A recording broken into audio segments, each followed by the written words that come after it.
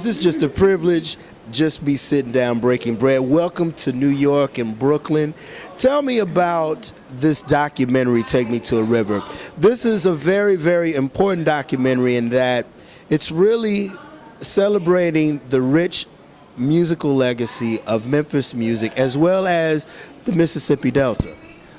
Well, yeah, it's getting more and more to describe this movie is that it's gaining momentum every day because so many people are getting into it.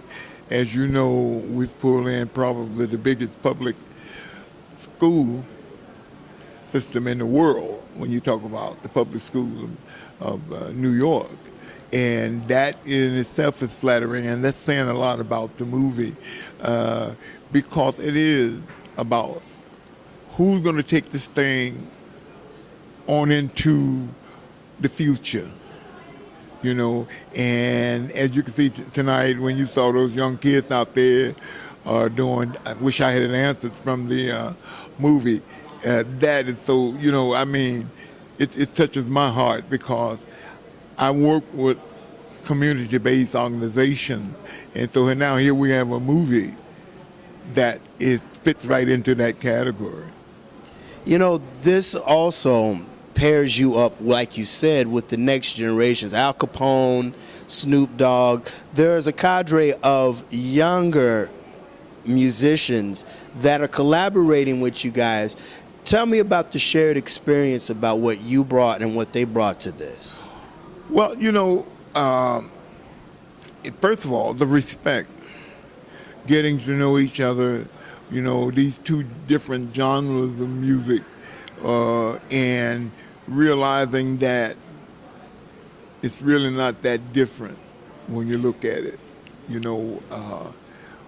When they talk about rap, and I say, well, that was a form of music before we were born called Jubilee, the Golden Gate Quartet and people like that. And when you listen to that, you hear rap, And of course, there was the Last Poet, the guys that came along in the 60s and things like that. So, there's nothing new. That's proverb. There's nothing new under the sun.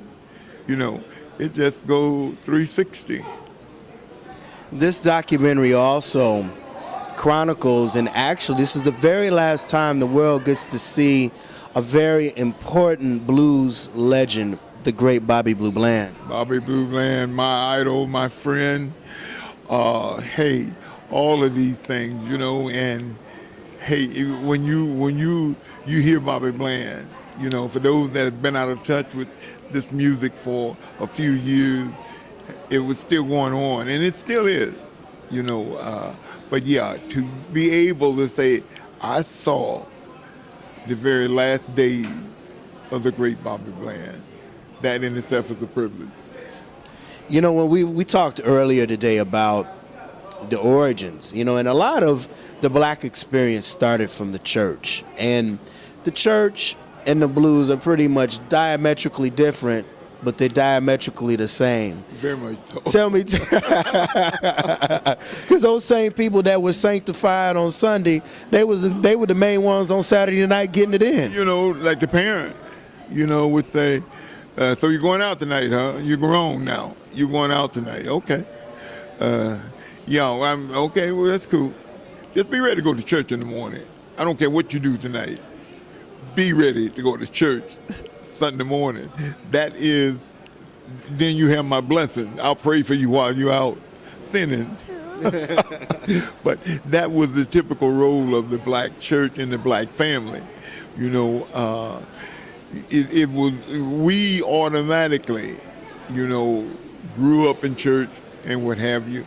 And I'd like to say, whatever way you want to look at it, it made us better people, And so, the black, everything.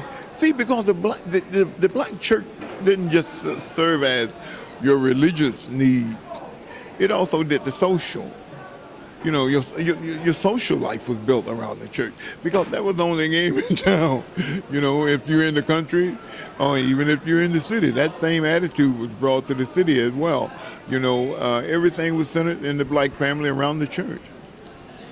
Otis, there's a very interesting dynamic about how you started. You started off singing in gospel groups and quartets. Paint the picture of the 1950s and 40s, because as we said earlier, those were really the things that people brought to the church, and also the theaters. People were going to those church shows. Well, now you might be taking me back a little too far, although I was around, when you said the 40s and 50s.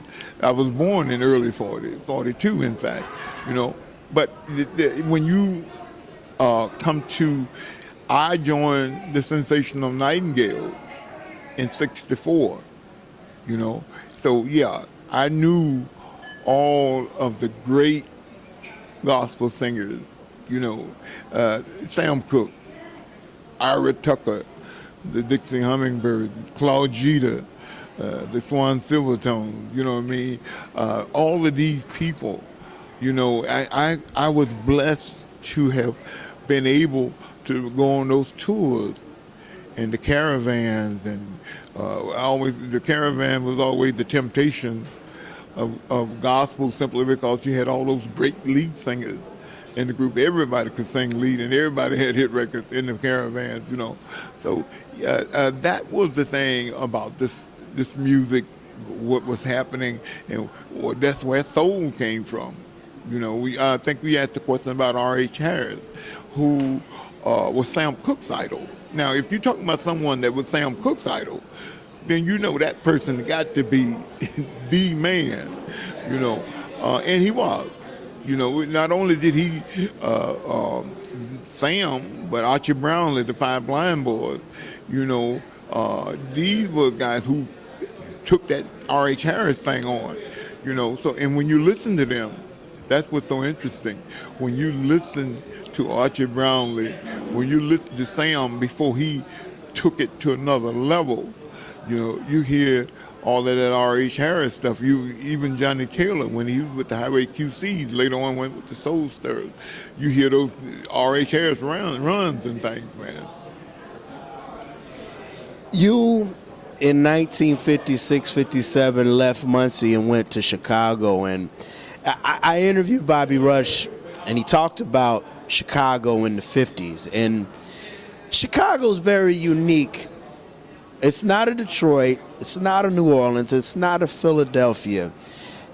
Blues was really the key of that city. Gospel was the key of that city, and also jazz and soul. It didn't have a particular sound. It don't really live up to its name. You know, Memphis is the only one that's really creating a musical industry. But yeah, Chicago, you had all these great professional artists out of Chicago, be it blues, gospel, soul, what have you. And yeah, Louis Armstrong, when you follow, you know, they always want to put it on New Orleans, but they came to Chicago. Yeah. You know what I mean? And all the great players who came to Chicago and said, now we're ready for New York. Then they came on into New York. And that was pretty much how the migration of music pretty much went, you know.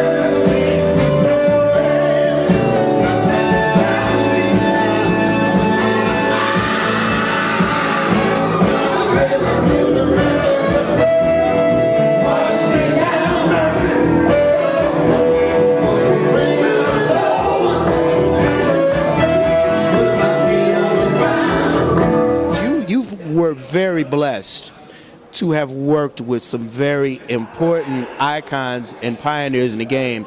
And one guy in Chicago that you collaborated with briefly was the great Carl Davis. And Carl Davis, in my opinion, was really kind of he really brought soul music to a whole nother level. Carl Davis. My secular career started with Carl Davis. The first time I ever walked into a recording studio, I was with Carl Davis.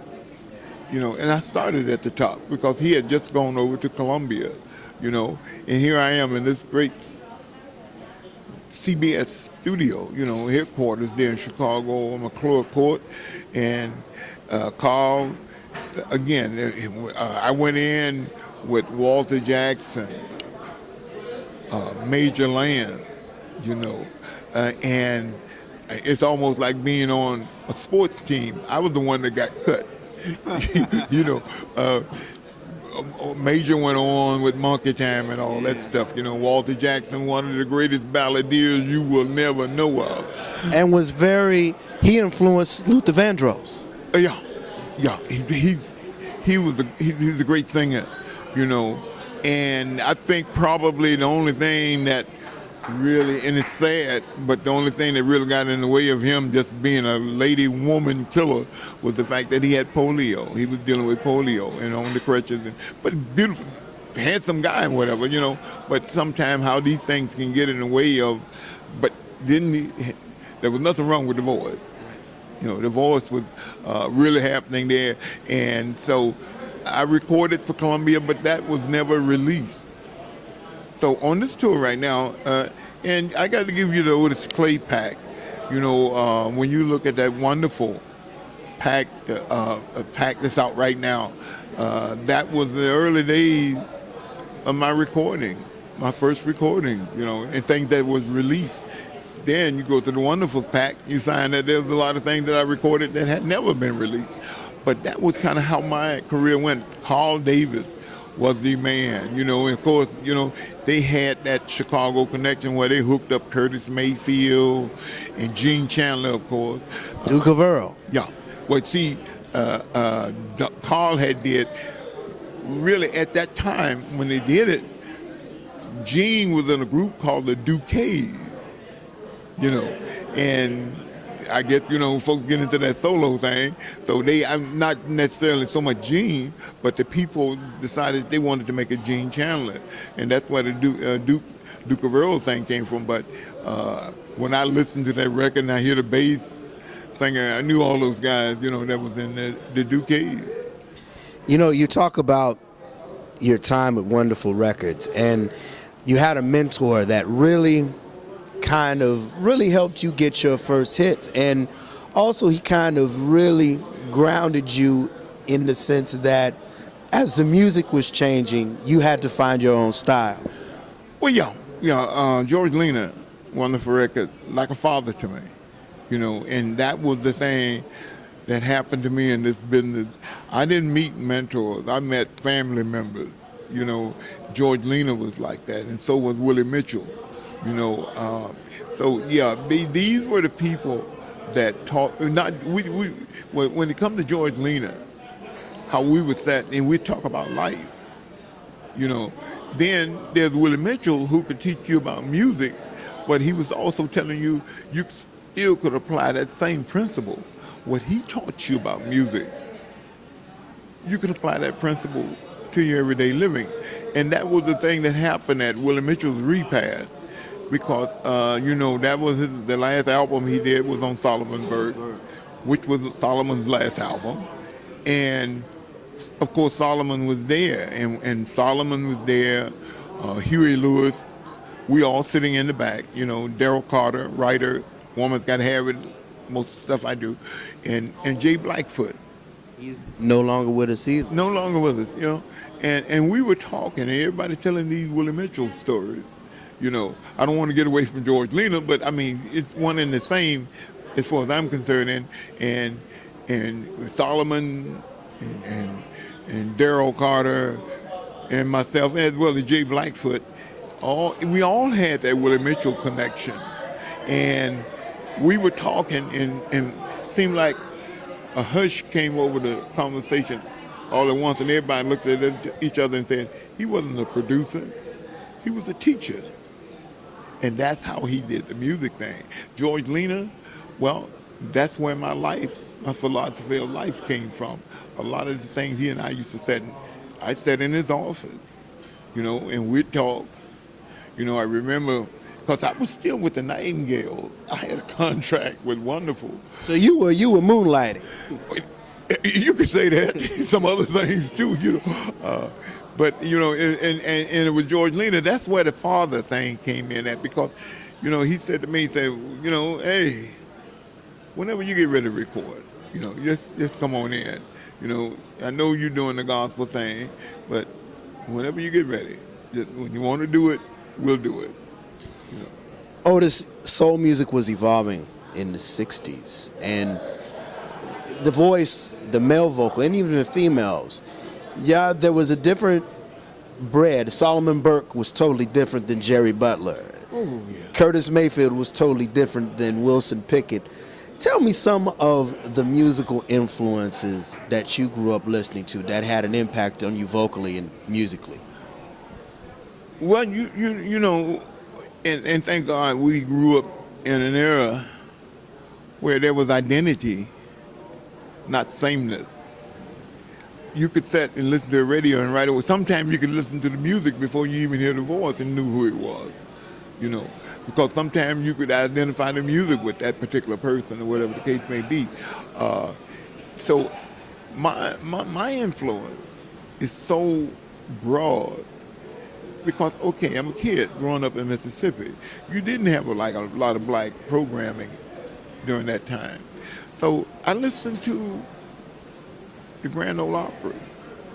I knew all the country and western singers, you know what I mean? Then I listened to the hit parade. Then you heard I knew all the pop singers, And then, of course, that was my background. The first live performance I ever saw was Muddy Waters, and I was about maybe 7, something like that. Didn't mean too much to me then, but it now I put it over in that column because I know that is a great influence in my life, as I began to know who Muddy Waters really were. I'd heard the records and everything. And so you got all these things. And of course there was all the gospel folks, but again, here we come again with Ira Tucker, the Dixie Hummingbirds, and I was up in age when I met Ira Tucker, but you thought it was a kid at a candy store because, with reverence, like, how you doing, Mr. Tucker? You know what I mean? It was such I knew all the Dixie Hummingbirds, James Walker, Bobo and James Davis and all these people. I would sit, and probably one of the first albums I bought was Christian Testimonial by the Dixie Hummingbirds. And I just sat there and looked at that picture, man, with there was those eggshell suit tails and things, man. And all that stuff came back when I actually met Ira Tucker later on, when I'm so-called now professional, And it's a great feeling, yeah. After Wonderful Records, the owner of the label sold your contract to Atlantic, and Atlantic started a subsidiary called Cotillion. Yeah. And this, again, I'm very interested because there was a documentary on Muscle Shoals that came out last year that really explained how important they are to in music history. What was it like going to Muscle Shoals in the heart of Alabama, segregated country, and you saw these funky white boys playing these instruments? It was, now, let me kind of give you my take on white folks. In my professional career, my first audience was white. So that's another story. We may talk about that. But now, again, here we go. There was always Booker T and MG, but here I am, again, you're going to Muscle Shoals, a quart city and you still ain't going nowhere. you, you put all four of the cities together, and you still haven't got very much, But we came from that thing where wherever the sound was coming from, that's where everybody was gravitating to. And the sound was coming from muscle shows, you know. I mean, Otis, Aretha Franklin, Wilson Pickett, the Staple Singers, Dwayne Allman, the Allman Brothers. I mean, that's later. But still, that's I later. mean, even one of your biggest hits was covered by Bob Seger, who recorded at Muscle Shoals too. I mean, these guys recorded some very prolific rock and soul records. Well, when you go back, those days, everybody was getting down, man. You know what I mean? You got these groups like the Eagles, and the secret on the Eagles was, in the long run, was so enough take on Trying to Live My Life Without You, and Bob Seger and I talked about that, But yeah, everybody was covering everybody because that music was like had that universal sound to a great degree. Or cats say, okay, well, it's a great pop record, but I'm gonna soul it up. The Isley Brothers was great at doing that. And you have those great writers. You had those great writers, Jim Webb, and guys like that who, wow, at one time Wichita lineman. By the time I get to Phoenix, so that is what music is supposed to be. That music, it brings people together. It breaks down barriers. But there's always someone trying to build that fence. Someone's always trying to build that fence. But for some way and somehow, music tear it down.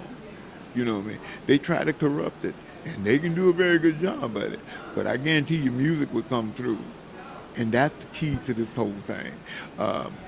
We, 60s and the 70s, oh man, those were the decades for music. You even, after you left high, you went recorded with Henry Stone, and he was responsible for really James Brown getting signed to King Records. Well, Henry Stone had a great distribute. He was a distributor, and down in Southern Florida, and that's where long before he went into a label, so he knew everybody. Was really in touch by him having a very successful area of distribution. He knew all the label folks and whatever, and people talked. Record distributors were very, very, very important to labels at that time, and that's how you could get that thing happening, where Henry Stone, the James Brown connection, and all that stuff, because folks was really into the music.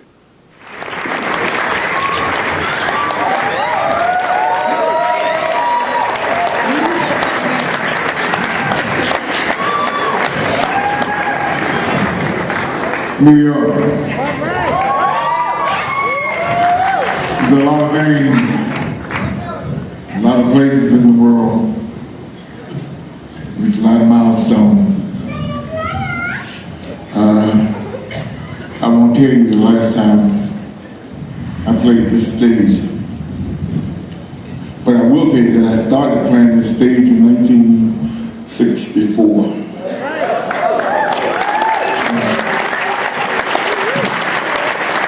It's a bit overwhelming for me. The Apollo Theater, and I know they're walking around here somewhere. I have my friend. We want to thank some special people, especially from Berkeley City Music, for joining in on a quest that something that we dream of we dream about these things. I dream about it because I know how it feels,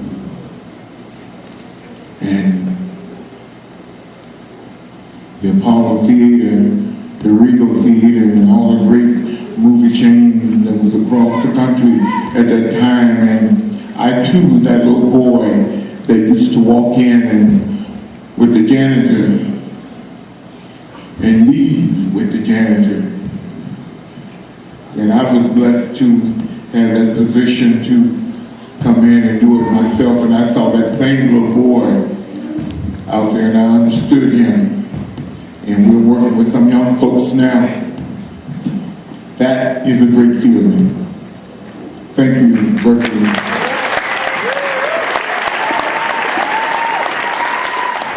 You know, I want to talk about the very important part of Take Me to the River.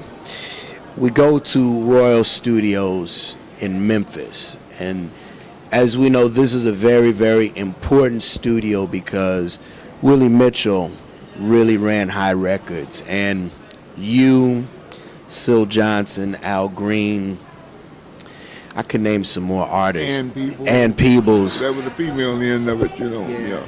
You guys really kind of made Memphis. You were kind of like the little brother to Stax Records, and I say that because the rhythm section was a little different. It was time. They were the same, but they were a little different. Well, yeah. Again, we come back to that identifying thing.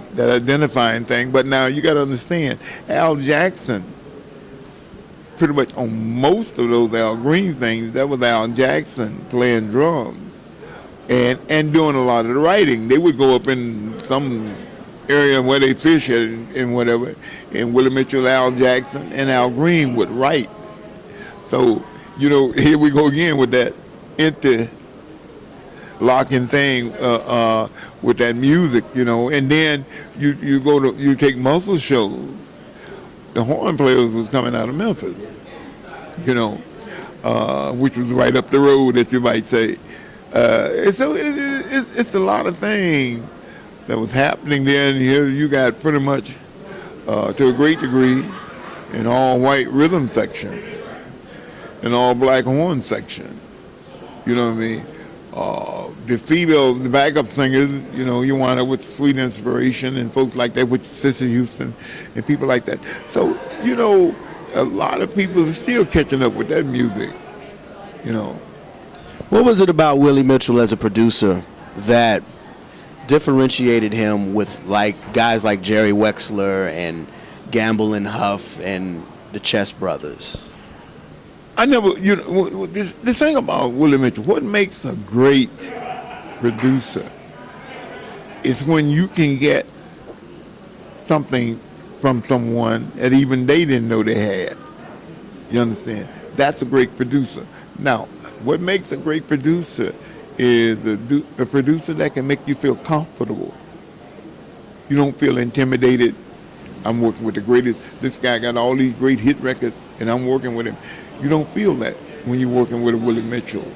Willie Mitchell picked you up at the airport, and let's go eat. We knew, hey, we went to every eat joint that was, to be known in Memphis, you know what I mean? And Rick Hall did the same thing. Rick Hall pick you up, we'll go eat, with the eating, all the part of this singing thing, you know where all to eat. You're on the road, you know where the places to eat at, and so that's what makes the great producers, at one point in all those great years, Willie Mitchell didn't even have a receptionist. If he was a workaholic now, but if he just happened to be out front, he's the first person you see when you walk through the door, and he's sitting there at the receptionist desk with his feet up on the desk and give you that great welcome and making you feel comfortable. And that's what makes a great producer. He knew what he was doing, but it never got in the way of him as a person, and that is something that will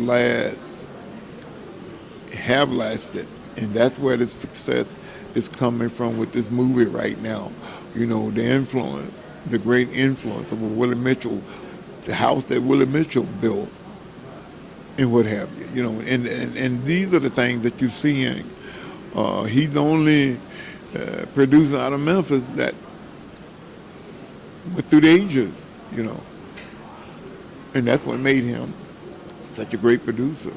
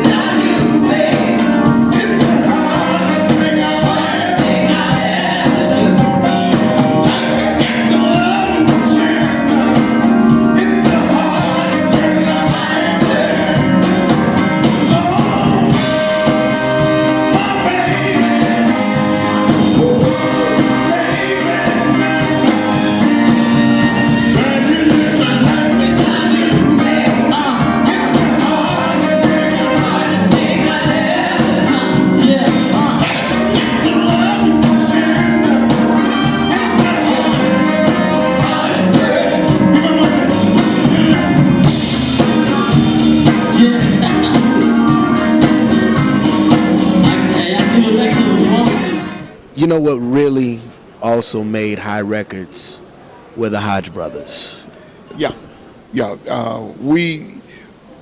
As you know, it was a while before it was recognized that Teenie Hodges was writing these classics, you know what I mean? But yeah, these guys, here we go again with that great producer with the great house band, you know. And we got, here we are, probably into our 40s, late 40s, 50s year of doing this stuff, you know, and we just lost Teenie back last year. But yeah, Howard Grimes, who, after when you get through, you got three brothers in there, and then Howard Grimes, and you just say, hey, the Hodges brothers, or whatever you want to call it. But it was that great family. It was that family feel and that family thing that we had, you know. And I was probably the only artist at High Record that took the whole rhythm section out. And it's documented. Otis Clay, Soul Man Live in Japan. That was when, but they were so popular in playing on all these great records. The Japanese fans loved it, and we went there and cut Soul Man Live in Japan, which is considered a classic. I didn't say it, it's a matter of fact. So yeah, you had these great, you had Booker T and the MGs. Later on, you came up with the Barcades, because you were creating all these great session players, which was very good at doing live things as well.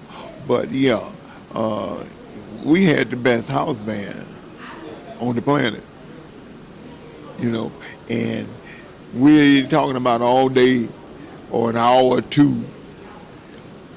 If we was an hour or two, we were just trying to look for that certain feeling. But they would nail that song in 15, 20 minutes.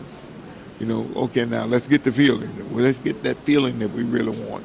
And Willie Mitchell he was a stickler about that, no, that ain't it, that was that was a story with Solomon Burke. This last album, I'm saying again, you got Solomon Burke, been around forever, one of the great singers, and he's in the studio with Willie Mitchell at 2 or 3 o'clock in the morning, and he's saying, in his Shakespearean type voice, like, yes, I think it's about time to go. And Willie Mitchell looking at Solomon Burke saying, no, Solomon, we're going to stay here till we get that note. We're going to stay here until we get that note and that feel that we really want on what you're saying here. And that's how it was, hey, but these great musicians, and we can go on.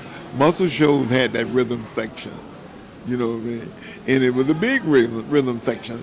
Same with High probably had the most broke down rhythm section it was, because but like when you went over to Stax, like I said, after a while, when Booker T and those guys got so popular, the Barcades stepped in there and were doing a lot of those sessions. And so you had these different rhythm sections, but it was because you had all these great players.